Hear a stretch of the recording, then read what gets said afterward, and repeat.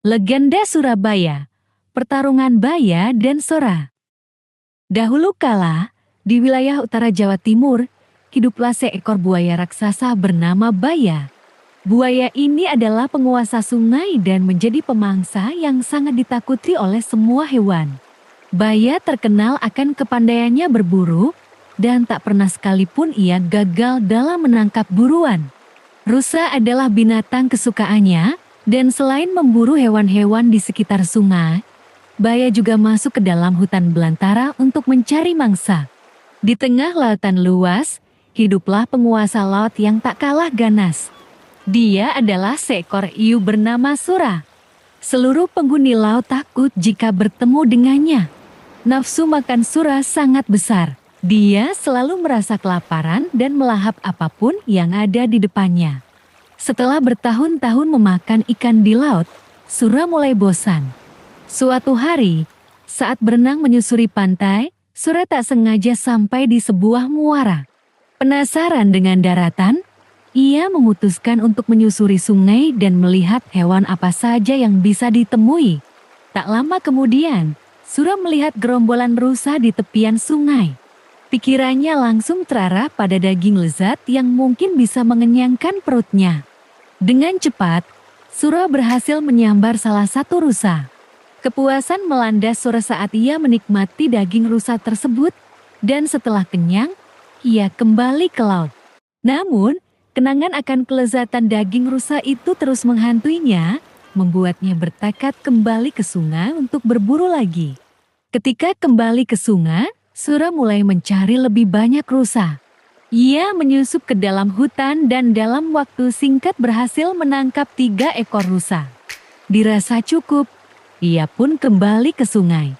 Namun, tindakannya tidak luput dari perhatian Baya, sang penguasa sungai. Baya, yang merasa wilayahnya dilanggar, segera menghadang Sora. Pertarungan sengit antara kedua penguasa tersebut pun tak terhindarkan. Mereka bertarung selama berhari-hari tanpa henti, mengganggu ketenangan para penghuni hutan. Namun, tak ada pemenang dalam pertarungan ini. Keduanya kehabisan tenaga dan akhirnya memutuskan untuk berdamai. Sungai menjadi wilayah Baya, sementara laut menjadi wilayah Sora. Sebagai tanda perdamaian, mereka menetapkan sebuah batu di muara sebagai batas wilayah mereka. Berbulan-bulan setelah perjanjian itu, hutan kembali damai. Baya merasa tenang karena hewan kesukaannya tidak lagi diusik. Namun, Sora ternyata memiliki rencana licik. Diam-diam, Sora kembali ke muara untuk berburu mangsa daratan dan membawanya kembali ke laut.